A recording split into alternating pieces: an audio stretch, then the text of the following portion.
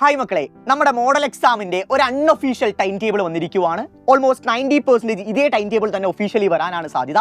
നമുക്ക് കൃത്യമായിട്ട് +1 +2 time table analyse ചെയ്യാം. ഈ ടൈം ടേബിളിലെ ഏറ്റവും വലിയ പ്രത്യേകത എന്ന് പറഞ്ഞാൽ +1നും +2നും ഒരേ സബ്ജക്റ്റ് ഒരേ ദിവസമാണ് പരീക്ഷ നടക്കാൻ പോകുന്നത്. അതാണ് എടുത്തു പറയേണ്ട ഒരു പ്രത്യേകത എന്ന് പറയുന്നത്.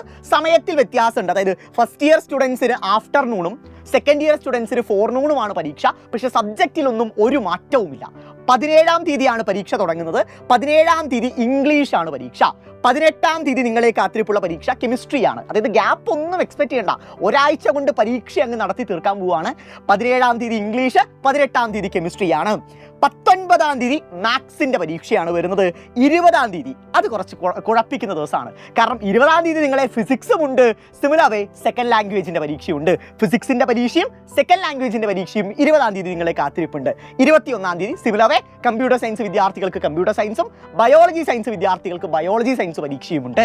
ഇത് 100% ഉറപ്പുള്ള ടൈം ടേബിൾ ആണെന്ന് ഞാൻ പറയുന്നില്ല. പക്ഷേ ഇതേപോലൊരു ടൈം ടേബിൾ അല്ലെങ്കിൽ ഇതേ ടൈം ടേബിൾ വരാനാണ് 90% സാധ്യതയുള്ളത്. എന്തെങ്കിലും ചെറിയൊരു മാറ്റം മേ ബി നിങ്ങൾക്ക് എക്സ്പെക്ട് ചെയ്യാം. എന്തായാലും 17-ാം തീയതിയാണ് മോഡൽ പരീക്ഷ ആരംഭിക്കാൻ പോകുന്നത്. ഒരു ഗ്യാപ്പും ഇല്ലാത്ത ഇതുപോലൊരു ടൈം ടേബിൾ തന്നെ നിങ്ങൾ എല്ലാവരും എക്സ്പെക്ട് ചെയ്യണം. ഒരു സംശയവും വേണ്ട. സോ കൃത്യമായി സ്ട്രക്ചേർഡ് ആയിട്ട് പഠിച്ചു തുടങ്ങിയോ മക്കളെ.